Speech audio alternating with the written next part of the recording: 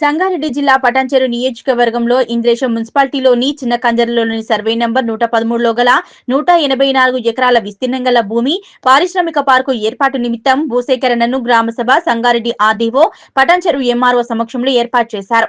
గ్రామస్తులను మీ యొక్క విన్నపాలను తెలపండని ఆర్డీఓ అడగగా గ్రామంలోని రైతులందరూ ఏకదాటిగా తాము ఈ భూమి సాగు చేసుకుని తమ కుటుంబాలు బతుకుతున్నాయని, పారిశ్రామిక పార్కుకు తమ యొక్క భూములు ఇవ్వమని ముక్త కంఠంతో చెప్పడంతో ఆర్డీఓ మీ యొక్క విన్నపాన్ని సంబంధిత అధికారులకు ప్రభుత్వానికి తెలియజేస్తానని ఆర్డీఓ చెప్పి వెళ్లిపోయారు. తర్వాత రైతులు భవ్య టీవీతో వాళ్ళ యొక్క గోడు ప్రభుత్వానికి చెప్పుకోవడం జరిగింది.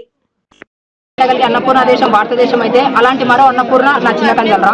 మా ఊర్లో ఏదైతే 113 సర్వే నెంబర్లు భూములు ఉన్నాయో అలాంటి మాకు ఒకప్పుడు మా ముత్తాతల నుంచి ప్రభుత్వం మా ముత్తాతలకు ఆ ప్రభుత్వ భూమిని ఇచ్చింది. ఆ భూమినే మేము ఇన్నేళ్లుగా దున్నుకుంటూ వస్తున్నాం. అయినా ప్రస్తుతం ఉన్న ఈ ప్రభుత్వం ఏదైతే ఉందో అక్రమంగా ఈ భూమిని స్వాధీనం చేసుకోవాలని చూస్తుంది. ఎంతో కొంత దానికి కట్టించి తీసుకోవాలని చూస్తుంది. కానీ జై జవాన్ జై కిసాన్ అన్న నినాదం నిజమైతే ఈ ఊర్లో ఉన్న ఈ భూములన్నీ మా భూములు మాకే చెందాలని మీడియా ద్వారా గవర్నమెంట్ ని కోరడం జరుగుతుంది. భూసేకరణకు ఇండస్ట్రియల్ పార్క్ కింద భూసేకరణకని ఆర్డీఓ ఎంఆర్ఓ గారు వచ్చి మీటింగ్ పెట్టారు. మా ఊళ్ళో ఉన్న 113 సర్వే నంబరు 187 ఎకరాలలో ఉన్న ప్రజలందరూ రైతులందరూ కూడా ఒక్క రైతు కూడా ఇవ్వడానికి ముందుకు రావటం లేదు. వాళ్ళు ఒక 10-15 మంది అభిప్రాయ సేకరణ తీసుకొని వెళ్ళిపోయారు. అంత ఓపికగా వాళ్ళందరూ అభిప్రాయాలు కూడా సేకరించి ఉంటే బాగుండేది కదా. వాళ్ళు అంత తొందరగా వచ్చి మీటింగ్ వచ్చి 12 గంటల కన్నా 2-3 గంటలకు పెట్టి హాఫ్ అన్ అవర్లో ముగించేసి వెళ్ళిపోవడం ఇది గవర్నమెంట్ దౌర్జన్యం కనబడుతుంది. ఈ ప్రభుత్వ అధికారులు కూడా దౌర్జన్యంగా చేస్తున్నారు. ఈ విధంగా ప్రజల అభిప్రాయాలు తెలుసుకోకుండా ఎట్లా తీసుకుంటారు వాళ్ళు. ఒక్కొక్క రైతు దగ్గర నుంచి అభిప్రాయం అయితే సేకరణ చేయాలి కదా. వాళ్ళకి ఇష్టం ఉందా లేదా అనేది అందరూ చెప్పినప్పుడు ఓపిక పట్టట్లేదు. వాళ్ళు తక్షణమే వెళ్ళిపోయినారు. హాఫ్ అన్ అవర్ మీటింగ్లోనే వెళ్ళిపోయింది. మేము 4 గంటల నుంచి ఇక్కడ వెయిటింగ్ చేస్తున్నాము మీటింగ్ కొరకు. వాళ్ళు హాఫ్ అన్ అవర్లో అర్ధగంటలో మీటింగ్ చేసి వెళ్ళిపోయినారు. కాబట్టి చిన్నకంజల్లో 113 సర్వే నెంబర్లో ఉన్న 180 ఎకరాలలో కూడా ఉన్న మొత్తం రైతులు 109 మంది ఎవ్వరు కూడా ఇవ్వడానికి ముందుకు రావటం లేదు. కాబట్టి ప్రభుత్వం ఈ భూసేకరణను వెనక్కి తీసుకోవాలి, విరమించుకోవాలని మేము డిమాండ్ చేస్తున్నాము, కోరుతున్నాము. ఆర్డీఓ గారు ఈరోజు గ్రామానికి ఎలాంటి సమాచారం లేకుండా నోటీసులు ఇవ్వకుండా హడావిడిగా మరి ఎందుకు గ్రామ సభను ఏర్పాటు చేశారని చెప్పేసి హడావిడిగా కూడా వెళ్ళడం జరిగింది. ఏదో తూతూ మంత్రంగా గ్రామం లోపల ప్రజాభిప్రాయ సేకరణ చేపట్టినటువంటి పరిస్థితి మరి రైతుల ఆధ్వర్యం లోపల జరిగింది.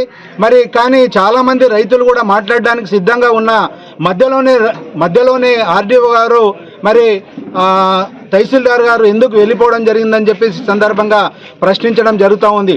అందుకోసం చిన్నకంజల్ల గ్రామంలో ఉన్నటువంటి రైతులు ఏ ఒక్క సెంటు భూమి కూడా ఇవ్వరని చెప్పేసి సందర్భంగా తెలియజేయడం జరుగుతూ ఉంది. ఒకవేళ మరి రైతుల భూములు బలవంతంగా తీసుకుంటే చూస్తూ ఊరుకోకుండా కూర్చోమని చెప్పేసి CPM party Patancheru area committee వైపు నుంచి ప్రభుత్వానికి మేము హెచ్చరికలు చేస్తూ ఉన్నాం. గతం లోపల గుమ్మడిదల, శివానగర్, జిన్నారము, కొల్లూరు ప్రాంతాల లోపల రైతాంగం వెంట ఉండి ఆ రకంగా ప్రజా ఉద్యమాలు చేసినటువంటి పరిస్థితి సిపిఎం పార్టీకి ఉంది.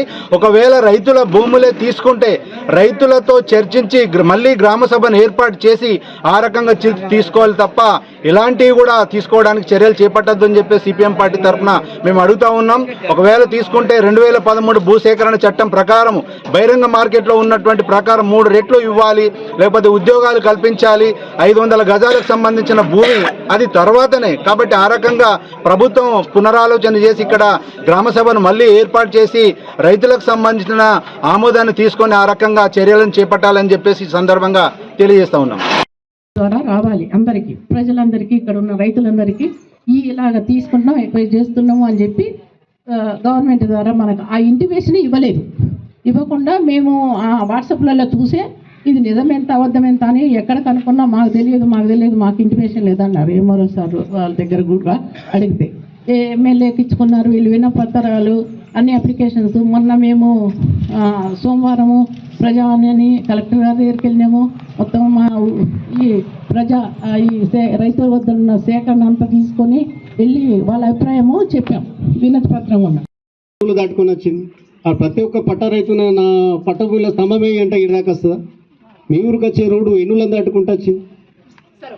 విను ఒక్క నిమిషం నువ్వు అండర్స్టాండ్ ఆయన మీ ఊరికి వచ్చే వాటర్ నీళ్ళు మంజీరా పైప్ లైన్ ఉంది. హైదరాబాద్లోకి నీళ్ళు దాపాలంటే ఎన్నులు దాటుకుంటా పైప్ వచ్చి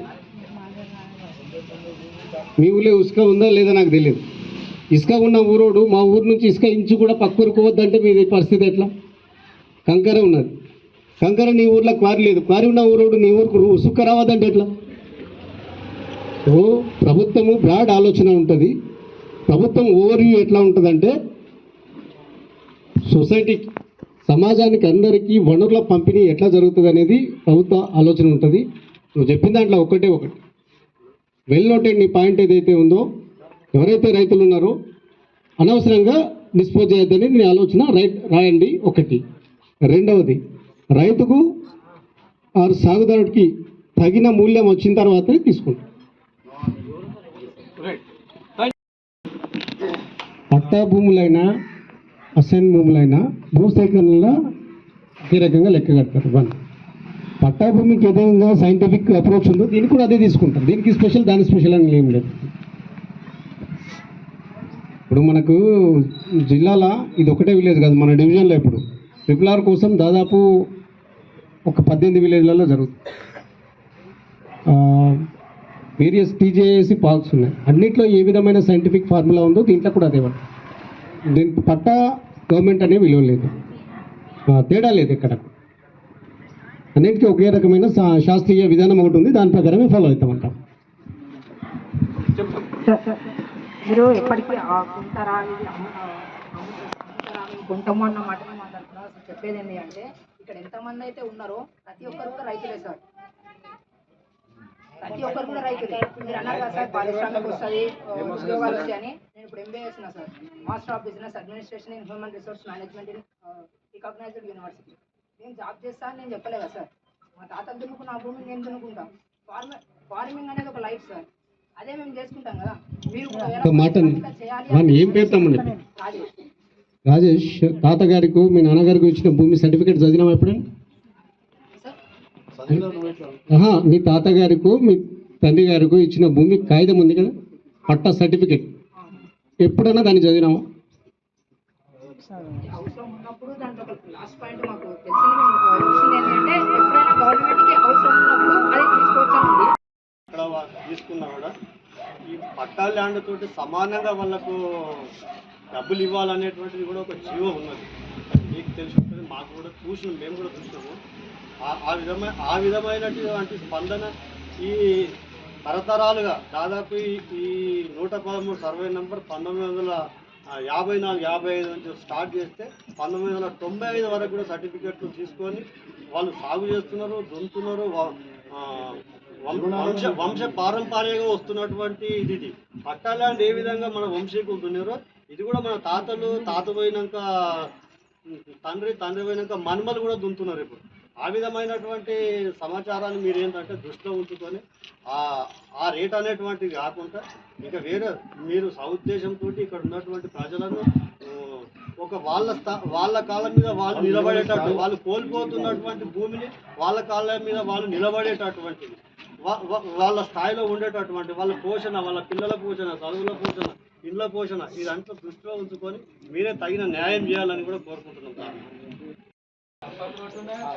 చిన్నకంజర్ల గ్రామం లోపల ప్రజాభిప్రాయ సేకరణ ఏదైతే ఉందో, గ్రామం లోపల అంటే నా అంచనా ప్రకారం, నేను నాగేశ్వరరావు, నేను ఇక్కడ దాదాపు ఒక 20-25 సంవత్సరాల నుంచి CPM పార్టీగా ప్రజా సమస్యల మీద పనిచేస్తున్నాం. ఇప్పటికీ కొంత శివానగర్ కానీ లేకపోతే గుమ్మడిదల్ల, కొల్లూరు ఇలాంటి నిర్వాసితుల సమస్యల మీద CPM పార్టీ తరఫున మేము పనిచేస్తుంటాం. కాబట్టి కొంత మన విలేజ్కి సంబంధించింది కూడా విజిట్ చేసి మాట్లాడాలనే ఉద్దేశంతో రావడం జరిగింది. సార్ నేను CPM party constituency secretary sir నేను ప్రజల వైపు నుంచి వాళ్ళ డిమాండే మాట్లాడుతున్నాం సార్. ఒకటి వినండి సార్. ఇప్పుడు గుమ్మడిదల్లకు సంబంధించింది కూడా RDO గారు వచ్చారు, MRO గారు వచ్చారు. అక్కడ అభిప్రాయం అందరి సమక్షం లోపల మాట్లాడినాం. నా వ్యక్తిగతమేం కాదు, అక్కడకు సంబంధించింది ఇక్కడ మాట్లాడుతున్నాం అంతే. 113 సర్వే నెంబర్ నాకు కూడా తెలుసు. అక్కడ మ్యాక్సిమం అన్ని పంటలే ఉన్నాయి. నా అభిప్రాయం ప్రకారం కూడా ఇక్కడ బహిరంగ మార్కెట్ ఏదైతే ఉందో 2013 భూసేకరణ చట్టం ఉంది. దాని ప్రకారం 3 రెట్లు చేసి నష్టపరిహారం ఇవ్వండి. ఒకవేళ రైతుల ఆమోదం ఉంటే, ఇప్పటి వరకు మేడం మాట్లాడింది, లేకపోతే తమ్ముడు మాట్లాడిండు, వాళ్ళ అభిప్రాయాలు కూడా కరెక్టే. ఇప్పుడు మంచి పంటలు ఉన్నటువంటి భూముల లోపల అసలు ఇక్కడ ఈ భూములు వెళ్ళిపోతే ఇంకా విలేజ్ మొత్తం ఇండస్ట్రీస్ వస్తాయో రావో కూడా తెలియదు. ఎందుకంటే పక్కన శివానగర్ వరకు కొన్ని ఇండస్ట్రీస్ వచ్చినాయి, కానీ గుమ్మడిదల పరిస్థితి ఏంది, లేకపోతే ఇంకా జిన్నారం పరిస్థితి ఏంది. ఒకవేళ ప్రజలకు సంబంధించింది, రైతులకు సంబంధించింది ఒకవేళ తీసుకుంటే బలవంతంగా కాకుండా వాళ్ళ ఇష్టంతో వాళ్ళకు 1-2 సార్లు నోటీసులు ఇచ్చి వాళ్ళ ఇష్టం అయితేనే అట్లా తీసుకోండి, కానీ లేకపోతే బలవంతంగా మాత్రం తీసుకునే పద్ధతి మాత్రం చేయకండి దయచేసి. మేము చాలా సందర్భాల లోపల చూస్తున్నాం కాబట్టి ఇక్కడ ఒక అభిప్రాయం కాదు నేను చూసేది, చాలా చూస్తున్నాం కాబట్టి చెప్పగలుగుతున్నాం. ఎందుకనంటే ఇప్పుడు విలువైన భూములు అయిన తర్వాత మళ్ళీ ఇంకోటి ఛాన్స్ ఉండదు. ఇప్పుడు పాలు లేకపోతే